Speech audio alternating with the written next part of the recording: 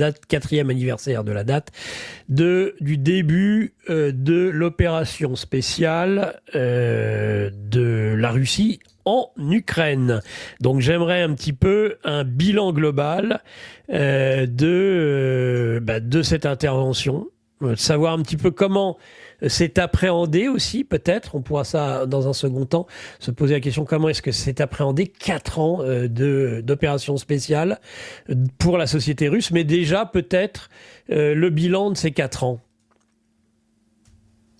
Un premier point déjà, puisque effectivement on est dans une commémoration, comme dirait le professeur. Oui, une de plus. Oui. C'est une commémoration triste.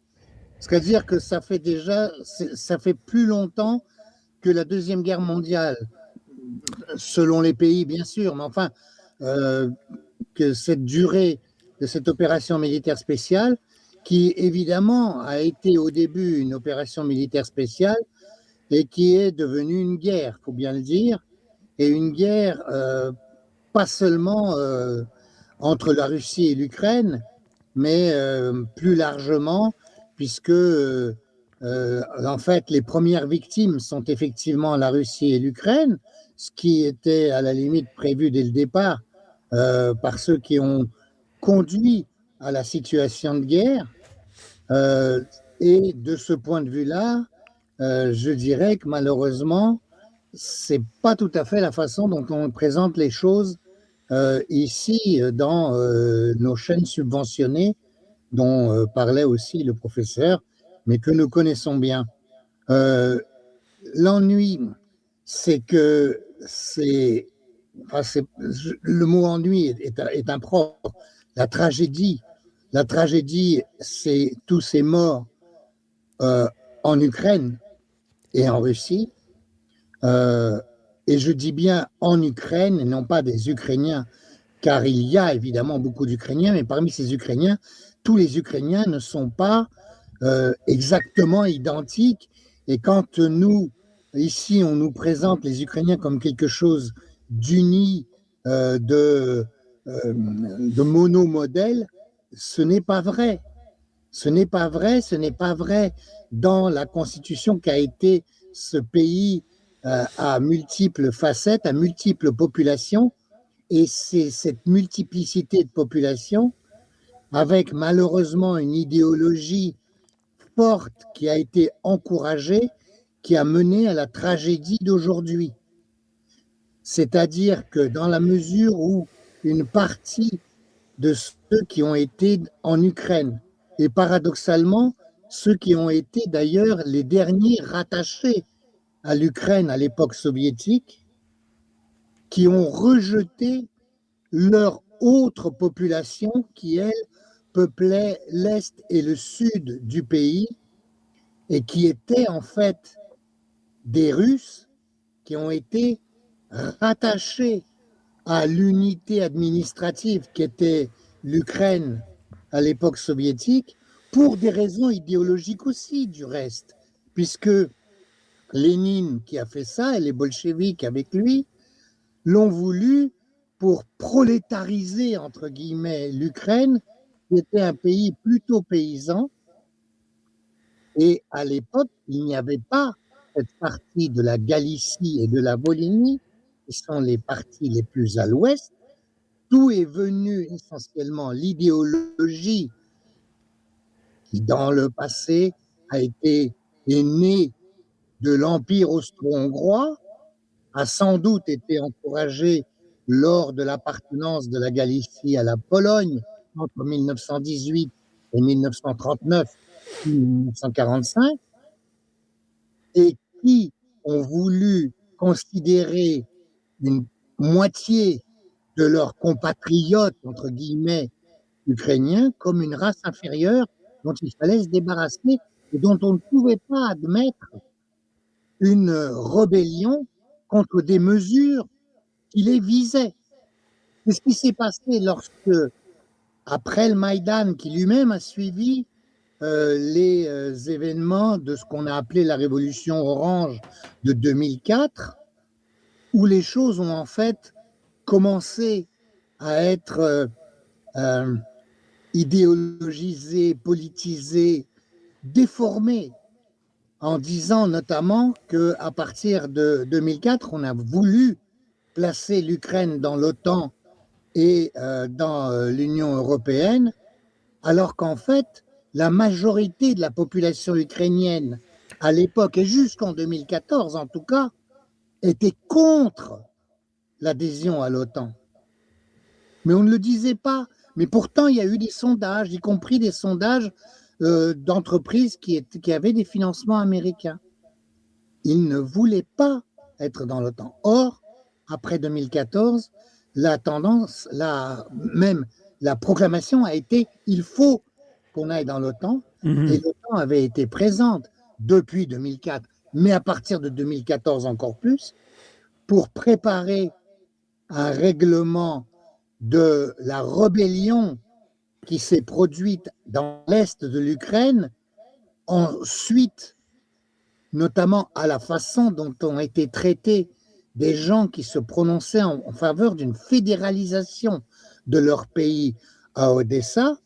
N'oubliez pas qu'au 1er mai 2014, plus de 50 personnes ont été brûlées vives ou ont été massacrées dans la Bourse du Travail à Odessa. Ça a quand même servi d'exemple aux populations russes et russophones. Russophone, en fait, presque tout le monde est russophone en Ukraine. Hein. Donc c'est pour ça que cette distinction russe et russophone est un peu fausse. Et l'ennui, c'est que le déclenchement est de l'opération dite antiterroriste contre la population de l'Est de l'Ukraine, celle du Donbass. Il y a là-dedans Donetsk et Lugansk, hein, les deux grandes villes qui ont été, qui ont représenté le berceau de la rébellion pour obtenir une autonomie qui a été reconnue dans les accords de Minsk, non respectée, et que Madame Merkel et le président Hollande ont reconnu être des traités pourtant votés à l'ONU par le Conseil de sécurité, validés, n'étaient destinés qu'à préparer, à faire une préparation militaire d'une armée kievienne qui mènerait une opération à terme de nettoyage ethnique de tout l'Est de l'Ukraine. Et c'est cette opération de nettoyage ethnique qui a commencé au mois de février 2022. Et pour cela, je renvoie les spectateurs et auditeurs au livre d'un monsieur qui s'appelle Benoît Paré, qui s'appelle Ce on que l'a j'ai déjà vu eu en plusieurs Ukraine, fois, oui. qui est un observateur, absolument, qui est un militaire, observateur de l'OSCE OSCE. entre 2015 et 2022, et qui décrit bien le début de l'offensive de l'armée kievienne en février-mars 2022, avec d'abord des barrages d'artillerie, ce à quoi ont réagi effectivement les Russes pour défendre la population avec une précaution juridique qui alors évidemment est une feuille de vigne en quelque sorte de la part des autorités russes et du président Poutine, qui, n'oubliez pas, est un juriste et qui a pris la précaution de reconnaître d'abord les deux républiques autonomes de Lugansk et de Donetsk, qui ont donc demandé une intervention de l'armée russe, ce qui est, je reconnais bien, à mon avis en tout cas, une feuille de vigne juridique, mais qui, dans le cadre d'une démarche ultérieure, historique, sur le bien fondé de l'intervention russe, aura une justification juridique en tout cas. Donc ils sont intervenus alors que l'OTAN et l'armée kievienne préparaient depuis 5 ans cette opération, ce qui explique les lignes de fortification. On a parlé de lignes Maginot, au moins les 3 lignes de fortification, notamment Kramatorsk, qui va avoir une certaine actualité militaire ces jours-ci, qui était destiné justement à répondre à la contre-offensive russe qui allait se produire au moment du nettoyage ethnique prévu contre le Donbass, mais qu'on attendait, y compris les militaires français qui étaient impliqués dans le cadre de l'OTAN dans la préparation de ces défenses. Vous avez eu Patrice Magneron tout à l'heure, il pourrait vous en dire long parmi les adhérents de son association qui ont été témoins de ces choses-là et qui attendaient l'offensive des Russes de l'Est alors que l'opération militaire spéciale a commencé et de l'Est et du Nord et du Sud, en soulignant une chose qui a fait l'objet de beaucoup de débats et de polémiques, dont un débat intéressant récemment, parce que c'est un débat où Jacques Beau a pu remettre encore une fois au point ce qui avait déjà été d'ailleurs constaté par le général Gomard, qui avait été interrogé à l'Assemblée nationale, à la Commission de la défense nationale, en avril ou en mai 2022, pour expliquer à cette Commission de la défense nationale, c'est dans le journal officiel, hein, qu'il n'y avait pas de troupes russes en tant que telles dans le Donbass, contrairement à ce qui a été affirmé.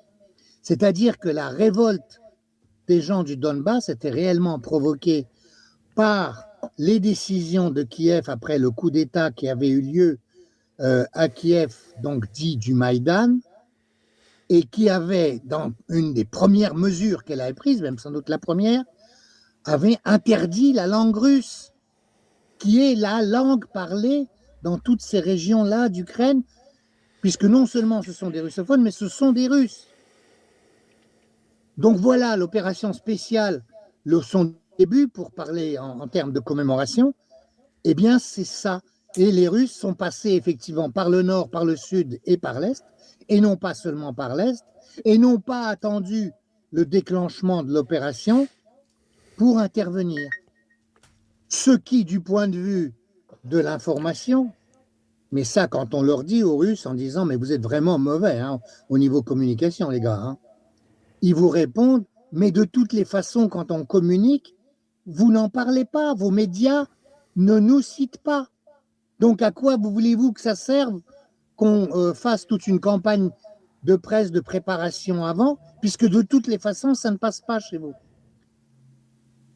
À mon avis, évidemment, l'argument est à double tranchant, et évidemment qu'ils n'agissent pas comme la partie américaine qui, elle, fait de la grande préparation de propagande avant de mener les opérations. Alors, qui sont plus ou moins réussis, mais qui, compte tenu de ce qu'a expliqué d'ailleurs le professeur Raoult, compte tenu de la peur, compte tenu du monopole de l'information, arrivent quand même à influencer une grande partie de l'opinion des pays concernés pour justifier les dépenses et malheureusement les sacrifices humains. Je reviens à mes sacrifices humains. Moi, je dirais qu'un des résultats de ces 4 ans de guerre, c'est un affaiblissement de l'Europe colossal. Alors, d'un point de vue, celui qu'on connaît, hein, c'est-à-dire l'effet boomerang des fameuses sanctions, entre guillemets, anti-russes, et puis par un effet démographique qu'on n'a pas fini sans doute de ressentir au niveau mondial, c'est le nombre de jeunes Ukrainiens et de jeunes Russes qui sont tués. Et ces gens-là qui sont tués, c'est aussi des gens qui ne vont pas naître. Et la Russie en a une expérience. La Russie, quand je parle de la Russie, c'est au sens de l'Union soviétique, hein, a éprouvé cela au XXe siècle, car cet ensemble-là aurait dû avoir, en tout cas beaucoup, au moins 800 millions à 1 milliard, selon les estimations de certains démographes, d'habitants, s'il n'y avait pas eu la Première Guerre mondiale, la Révolution, le Goulag, la Deuxième Guerre mondiale, et puis ensuite ce sont des pays qui auraient dû avoir une population importante. Or, ce sont des populations européennes qui pèsent dans le poids de l'homme européen dans le monde, qui pèsent aussi par les élaborations qu'il pouvait faire. On voit, que ce soit dans le domaine scientifique, culturel, artistique, l'apport du monde russe au sens large à la culture européenne, c'est colossal. Et ça représente notre poids, notre présence à nous tous Européens. Donc, Dimitri, c'est une guerre suicidaire, non seulement du point de vue économique, c'est ce qu'on voit dans l'immédiat au niveau notamment énergétique, notamment de tout ce qu'on a perdu dans nos échanges et dans la façon dont on se précipite vers une ruine, en tout cas des classes moyennes, de ceux qui ne seront pas les fameux surhommes transhumanistes qu'on voudrait créer pour la caste privilégiée de demain. Mais on n'a pas fini de le subir, et de le subir notamment par cette conséquence démographique qu'on a un peu tendance à oublier et qui est pourtant tragique, catastrophique pour toutes les familles qui en souffrent. Dimitri de Koshko, permettez-moi d'intervenir juste une seconde, mais de ce long monologue dont vous venez de nous gratifier. Est-ce que ce bilan de 4 ans, moi j'entends ce que vous dites, c'est-à-dire ils sont intervenus pour des raisons liées à la défense, en effet, de ces Russes du Donbass. Et c'est en effet un excellent justificatif qui d'ailleurs même est dans le cadre du droit international, si on regarde bien. Mais 4 ans, alors sans aller dans le cadre de la propagande occidentale, en disant on n'a jamais vu une guerre aussi lente, finalement une avancée aussi lente de la part d'une grande puissance telle que la Russie. Comment expliquer que s'il s'agissait uniquement de défendre les Russes d'Ukraine, de porter secours justement à ces russophones, eh bien on en soit encore à faire la guerre au bout de 4 ans, parce que, et je vous donne tout de suite une réponse que j'ai pas envie d'entendre, parce que c'est celle que j'ai toujours d'habitude quand je pose ce genre de questions, qui est « Ah, mais c'est une guerre d'attrition, vous n'avez rien compris, ils sont en train d'user l'adversaire. » Alors, moi je veux bien, mais dans ce cas-là, quel était l'objectif, pour revenir, puisque vous parlez des origines de cette guerre, quels étaient à ce moment-là, si c'est une guerre d'attrition, l'objectif de la guerre au début? C'est ça que j'ai du mal aujourd'hui à comprendre, et je reviens sur la question que je vous avais posée, comment le vit la Russie aussi, ou plutôt la société russe aujourd'hui? Alors, il y a 2 questions. Oui, il y a 2 questions, tout à fait. Alors, la première, effectivement, alors moi je ne vais pas dire que c'est une guerre d'attrition justifiée par là, ce qui se passe. C'est pas une guerre de territoire, ça c'est vrai. Parce que bon, la Russie n'a pas besoin de territoire. C'est une guerre de population. C'est vrai. C'est pas une guerre de territoire. Même si, d'ailleurs, indirectement, il y aura quand même, si les choses arrivent à être conclues dans un traité de paix reconnu, la Russie, au point de vue territorial, au point de vue matière première, n'y perdra pas. Hein. Mais elle voudrait justement, peut-être, et ça on y reviendra, elle voudrait en faire profiter des investisseurs américains. Et là encore, on va se faire rouler, nous les Européens. Bon. Bref, pourquoi ça s'est fait? D'abord, il y a eu plusieurs phases. Au début, c'est effectivement une opération militaire spéciale pour empêcher le nettoyage ethnique et le massacre qui était prévu. N'oubliez pas que cette opération-là, d'abord, a été menée de manière réussie de facto, parce que effectivement, l'OTAN et les Kieviens ne s'attendaient pas forcément à une intervention par le nord, par le sud et par l'est. Et donc, sur le sud notamment, ils ont avancé comme dans du beurre. Dans le Nord, ça n'a pas été le cas, puisqu'ils n'ont pas jugé utile d'y mettre de l'armement moderne, qu'ils n'ont d'ailleurs toujours pas mis dans l'ensemble, hein, et qu'ils ont même mis des gens qui étaient prêts à aller défiler à Kiev, parce qu'ils pensaient que l'intervention qu'ils avaient faite auprès de gens de la Rada allait leur permettre de faire un régime change, comme diraient les Américains, beaucoup plus facilement que ce n'a été le cas. Oui. N'oubliez pas que l'Ukraine, dans les 3 jours, malgré les cafouillages autour de Kiev,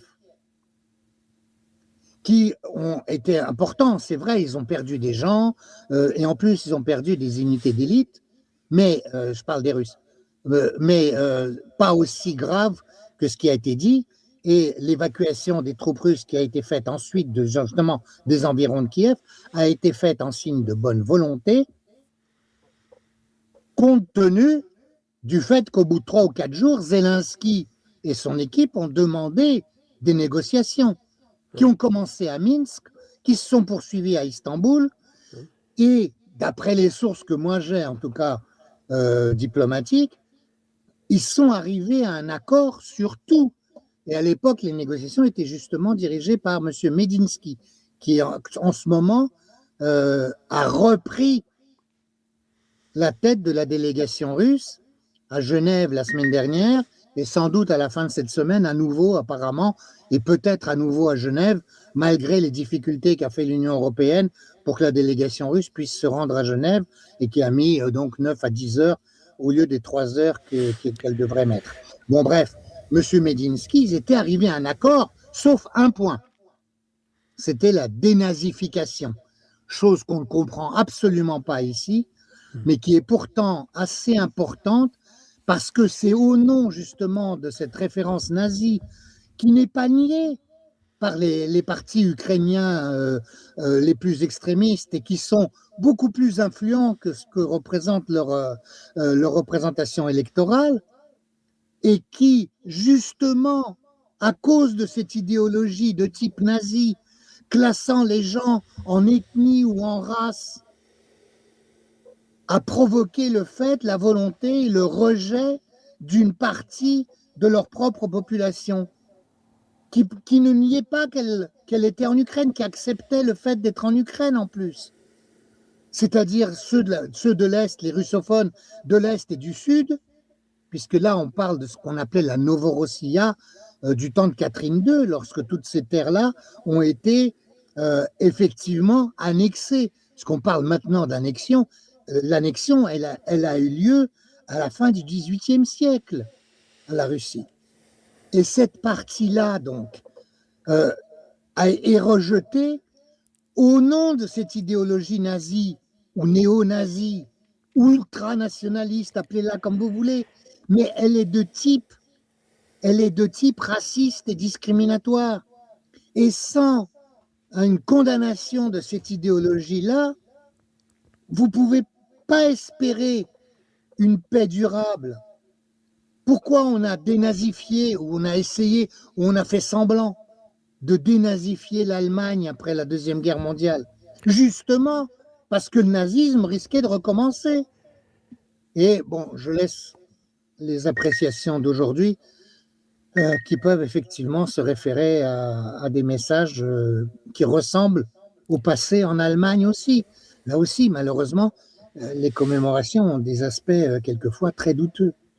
Bon voilà, c'est ça. Alors ça, ils n'étaient pas tombés d'accord. Mais pour le reste, ils étaient tout tombés d'accord. Et c'est M. Johnson et l'OTAN qui ont dit à l'équipe kievienne de Zelensky et des siens, et de ceux qui sont derrière lui, et qui quelquefois l'empêchent d'agir, notamment ces fameux extrémistes néo-nazis, ou en tout cas à référence idéologique nazie, qui empêchent d'agir à Zelensky et qui ont voulu continuer la guerre. Donc tous les morts depuis, on peut dire que c'est quand même à cause de l'OTAN. C'est en ça aussi que c'est tragique. Donc ça, c'est la première partie de l'opération. C'est un début de réponse à la question que vous avez posée tout à fait justement, et qui est évidemment la question que tout le monde se pose. La guerre a changé de nature lorsque le général Surovikin a été nommé pour faire une guerre de défense, puisque c'est à ce moment-là que les Russes, s'étant retirés de certains endroits suite à l'accord qu'ils pensaient avoir obtenu à Istanbul. ont eu la contre-offensive ukrainienne qui a marqué des points, qui les a obligés à reculer. Souvorokine a créé une ligne qui a arrêté la contre-offensive et ils sont passés à un autre degré stratégique qui les a obligés à se réorganiser, qui les a obligés à mobiliser alors qu'ils voulaient éviter à tout prix de mobiliser. Ils ont fait une petite mobilisation, mais qui a suffi pour qu'il y ait beaucoup de jeunes Russes qui fichent le camp de Russie pour éviter la mobilisation. Donc ça aussi, ça a eu des conséquences au niveau population, ce qui a des conséquences au niveau du marché du travail et au niveau des recherches aujourd'hui. Ouais. Eh bien, c'est cette deuxième phase, je dirais, il a fallu la mettre au point, il a fallu aussi relancer les industries, là aussi face aux sanctions et aux conséquences des sanctions. Il a fallu réalimenter les troupes en nouveaux armements et notamment en drones, puisqu'ils ont utilisé énormément de matériel soviétique qui était stocké et dont tous n'avaient pas été détruits, même quelquefois conformément aux accords qu'il y avait eu avec les États-Unis pour le désarmement, déjà de l'époque du début des années 90 et de l'après-pérestroïka, si vous voulez. Eh bien, ça n'avait pas été détruit, notamment, ça c'est ce que m'ont expliqué des responsables russes, pour des raisons d'économie souvent. C'est-à-dire que ça coûtait trop cher de détruire les armements. Et alors, il y en a un qui m'a dit une fois assez cyniquement, je dois dire, en fait, le fait de les utiliser là maintenant dans la guerre, ça coûte beaucoup moins cher que de les détruire comme il était prévu dans les accords. Ça fait partie du cynisme de la guerre, le même cynisme qu'ont le complexe militaro-industriel, notamment américain, pour évidemment continuer à pousser à la guerre. Parce que on peut dire que contrairement à ce qui est quelquefois proclamé, l'aide américaine continue en Ukraine. Aujourd'hui, chaque nuit, les Russes détruisent plusieurs HIMARS, c'est des missiles, plusieurs bombes flottantes ukrainiennes, pas russes, les ukrainiennes, et évidemment des centaines de drones qui sont lancés sur les villes russes. Donc ça, sans aide occidentale, otanienne tout au moins, sans la direction, que ce soit des Skylinks ou les autres satellites de l'OTAN, ça ne serait pas possible. Donc la guerre continue et c'est vrai que les troupes ukrainiennes, au niveau des hommes, c'est dramatique puisqu'ils sont pris de force pour la moitié d'entre eux. L'autre moitié est encadrée soit par des fanatiques, soit par des zombies, et qui tuent notamment ceux qui veulent se rendre quelquefois. Donc c'est complètement tragique. De l'autre côté, quel est l'état d'esprit de la société civile russe aujourd'hui au bout de 4 ans justement de conflit? Alors moi, ce que j'en ai vu, alors je l'ai vu à la fin de l'année dernière, puisque on en avait parlé du reste. Oui. Il y a une lassitude incontestable. La guerre ne se sent pas énormément, notamment dans les grandes villes. D'accord. Ne se sent pas énormément. Elle a plusieurs conséquences au niveau de la société russe, je dirais. C'est Moscou, Saint-Pétersbourg, les grandes villes. Il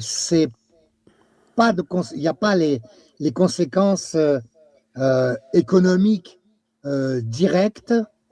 En tout cas, jusqu'à présent et jusqu'à l'année dernière, il n'y avait pas trop, ou il n'y avait pas du tout. Ou au contraire, il y avait une amélioration. Dans certaines régions provinciales russes, il y a une amélioration parce qu'il se trouve que l'armée russe est constituée de volontaires qui signent des contrats et que ces contrats sont extrêmement bien rémunérés. Ce qui veut dire qu'il y a une masse monétaire qui a un peu quitté Moscou, où elle s'était beaucoup concentrée dans l'économie russe, et qui est allée enrichir certaines provinces et certaines régions. Ça, c'est un des des effets cliquets, en quelque sorte, Ouais. de cette guerre. Bon, mais vous me demandiez quelles sont les conséquences et comment c'est ressenti. Mhm. Du coup aussi, le fait que ce soit des gens par contrat, qui signent des contrats, notamment pour gagner des sous, hein, euh, eh bien, je dirais que la société ressent pas trop fortement les victimes, les morts, alors qui ne sont rien à voir avec ce que subissent les Ukrainiens au niveau du nombre de morts. Mais enfin, il y en a quand même. Il y en a quand même, et c'est tragique. Mais il n'y a pas, si vous voulez, un effet Vietnam qu'il y a eu aux États-Unis, par exemple, parce que ce ne sont pas des appelés. Ce ne sont pas des gens mobilisés de force. C'est des gens qui ont signé un contrat et qui, d'un ce point de vue-là, acceptent de risquer pour gagner. À la limite, c'est une mentalité d'investisseur, si vous voulez. Alors évidemment, il y a des tragédies, il y a des tragédies dans les familles, qui sont en général d'ailleurs euh, traitées au niveau de l'information et au niveau politique par des remises de médailles fréquentes par Poutine lui-même, qui accueille des veuves, qui console des veuves, avec des émissions de télévision, etc., de compassion avec les familles frappées. Je dirais que ça fait passer un peu la pilule d'un peuple qui en a quand même vu d'autres au cours du XXe siècle, hein. Certes. Donc, ça, c'est quand même important. Maintenant, il y a une lassitude, et la lassitude, elle existe aussi dans les grandes villes.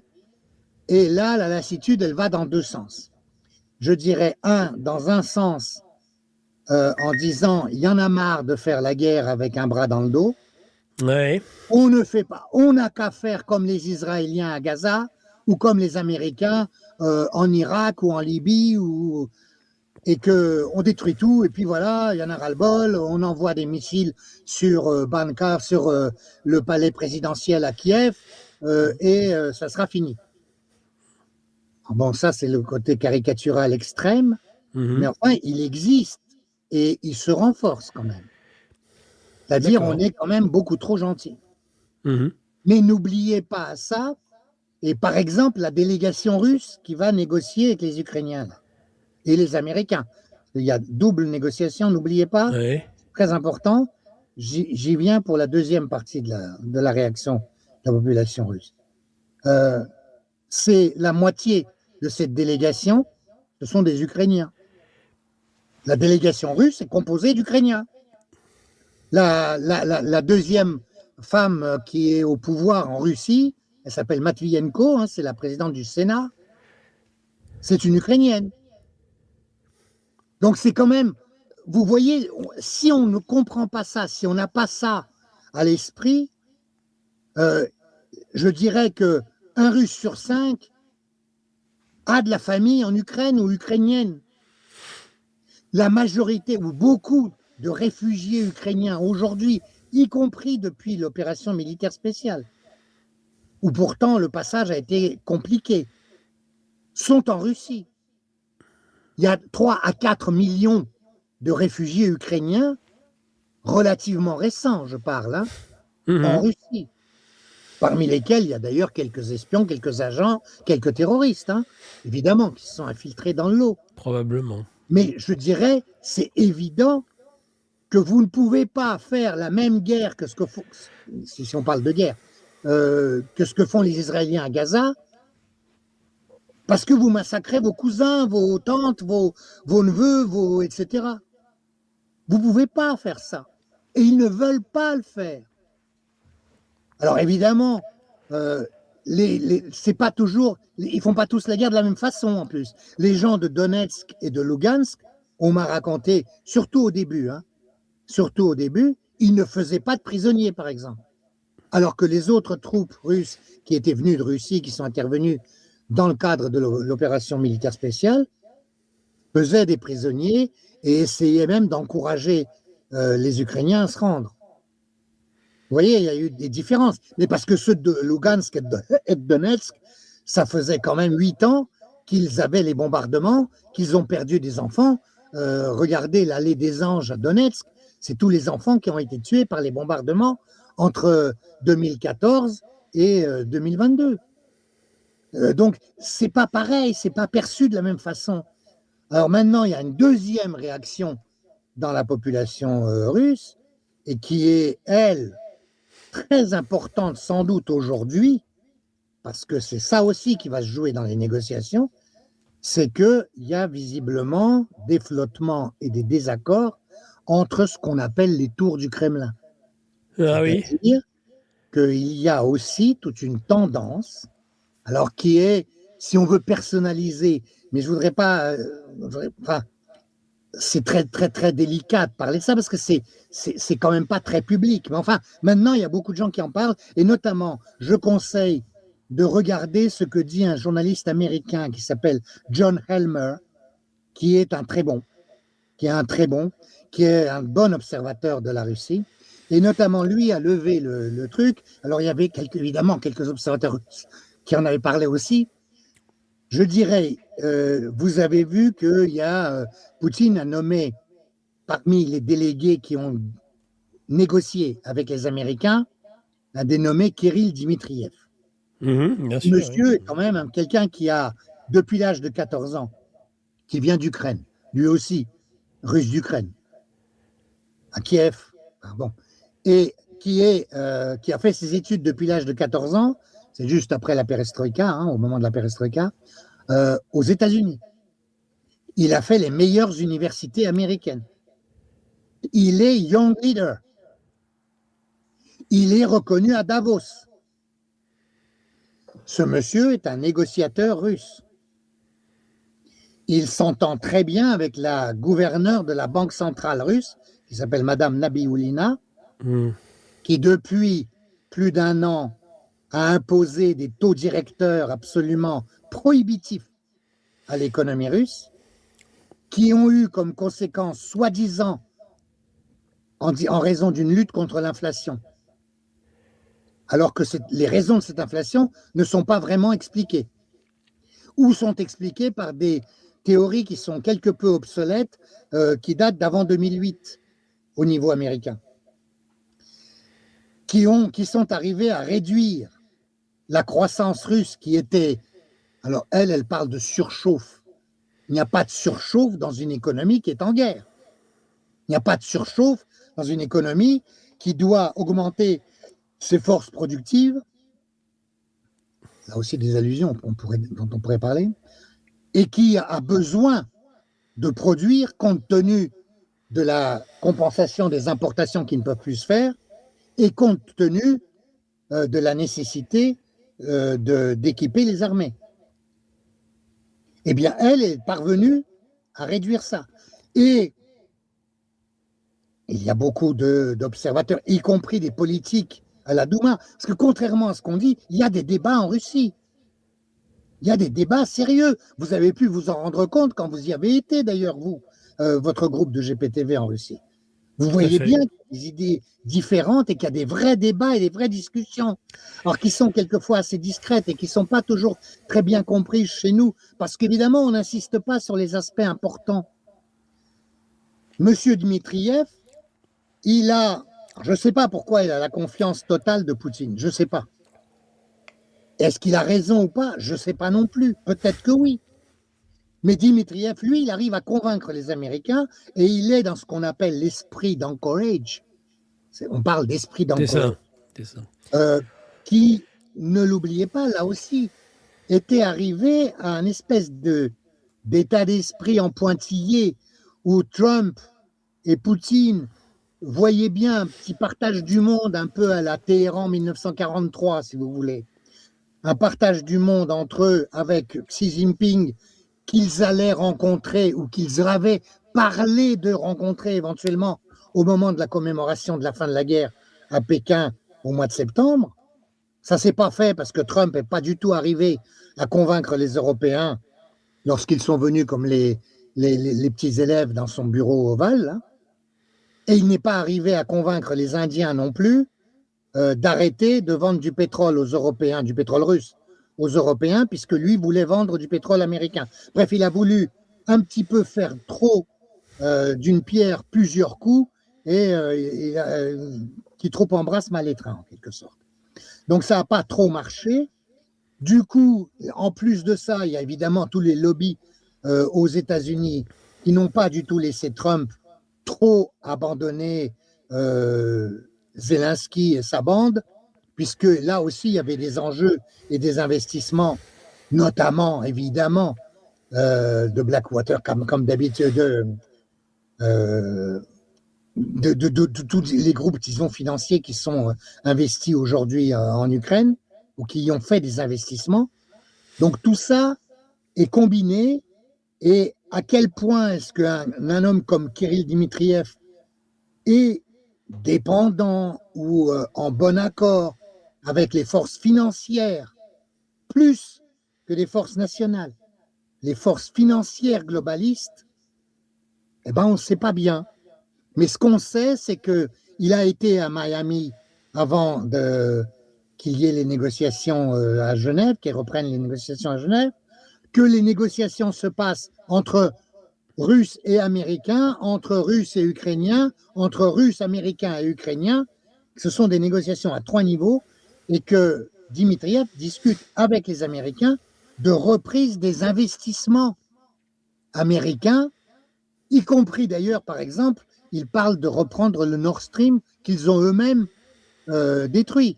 Les Américains avec l'aide des Norvégiens et des Anglais, mais il n'empêche que c'est eux qui l'ont détruit. Il reste un canal qui marche, enfin un tuyau qui n'a pas été touché, et le comble, ça serait que les Américains le rachètent, on prenne le contrôle pour revendre aux Européens en prenant évidemment quelques petits bénéfices. C'est-à-dire que nous, on est totalement les dindons de la farce en permanence dans cette histoire. Oui, ça, Monsieur Dmitriev leur promet des accords et ça porte sur des milliards. Oui. Et Poutine, lorsqu'il a dit qu'il était prêt à rejoindre le Conseil de l'appel de Trump, Board of Peace, évidemment, en mettant une petite allusion qui pourrait sembler drôle, en disant, bah oui, le milliard que vous demandez pour l'entrée, il suffira de le prendre dans les milliards que vous avez gelés. Évidemment, ça c'est pas fait, mais bon, c'était rigolo. Mais l'ennui, c'est que derrière, il y a les 9 milliards russes qui sont gelés aux États-Unis. C'est rien par rapport aux 200 à 300 milliards qui sont gelés en Europe, hein, et qui sont évidemment peut-être la raison d'un conflit majeur qui risquerait de se déclencher si l'Union européenne, comme le voudrait Madame von der Leyen, vole cet argent. Là, ça serait un précédent qui va nous coûter, alors là, très très cher évidemment, en matière de confiance, en matière de procès à venir, etc. etc. Et c'est évidemment nous, contribuables, qui allons payer ce genre de choses. Comme on devrait payer les 90 milliards que, heureusement, les Hongrois et les Slovaques ont refusé d'avaliser. Ça va nous épargner 17 à 18 milliards à payer pour ça, qui ne seront évidemment jamais remboursés, et qui encouragent la guerre, qui encouragent les morts, qui encouragent notre affaiblissement, encore une fois, nous, Européens, de tous les points de vue. Pourquoi la guerre n'avance pas plus que ça encore, j'y reviens. Eh ben, c'est que il faut conclure, les Russes ne veulent pas, c'est la fin de l'émission. ne veulent pas mobiliser. Les Russes ne veulent pas mobiliser. Ils continuent à faire leurs petites offensives qui, si ça continue au même rythme, effectivement, mettraient des années à arriver, mais arriver jusqu'où? Ils ne l'ont pas dit. Ce qu'on sait, et on en parle de plus en plus, mais nous, on en avait déjà parlé, notamment dans la revue GPTV, hein, il est évident que la vraie solution militaire et politique, et pour le bien et de l'Ukraine, affaiblie certes, et de la Russie, c'est que les Russes reprennent toute la nouvelle Rossiya, sans doute de Kharkov à Odessa.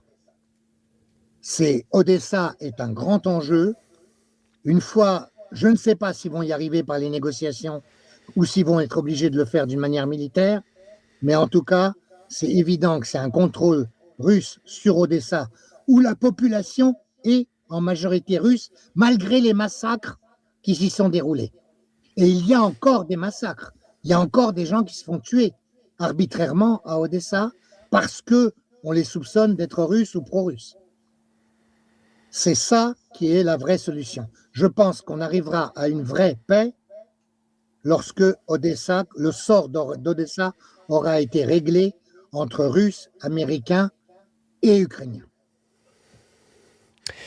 Très bien. Eh ben, merci beaucoup, Dimitri, pour l'ensemble de ces informations qui ont permis de, eh bien, à la fois de parler des origines de ce conflit et de l'éventualité de le voir s'achever, mais à quelles conditions? Et en effet, il y a au sein même de la société russe un certain nombre de divisions.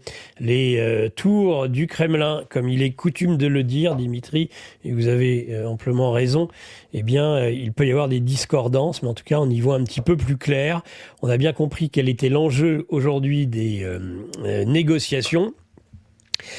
Et eh bien, cela fait quand même 4 ans que cela dure et on peut se demander si ça se terminera cette année. On l'espère tout du moins, mon cher Dimitri. Bon, ben merci beaucoup pour votre intervention ce matin. Ben, je vous souhaite une excellente journée, une bonne continuation et à très bientôt. Je peux ajouter juste un mot. Oui, bien sûr. Allez-y. Il y a un homme qui s'appelle Viktor Gouchine qui est en Lettonie, détenu arbitrairement dans une prison depuis déjà 2 mois quasiment, sans aucune raison. C'est un peu comme l'affaire de Jacques Beau, de Xavier Moreau et de ceux qui ont été emprisonnés en France sans qu'on sache vraiment pourquoi. Ça, c'est un aspect. Il a été agressé dans sa prison il y a 2-3 jours. Viktor Gouchine. Deuxièmement, ce dont j'ai parlé sur les tours du Kremlin, ça risque d'avoir des conséquences au niveau des BRICS et au niveau de la suprématie du dollar dans le monde. Parce que l'une des négociations que mène Dmitriev, c'est justement de promettre aux Américains de préserver le dollar un certain temps. Et si les Russes le font, les Chinois et les Indiens risquent soit d'être déçus, soit d'être pas contents.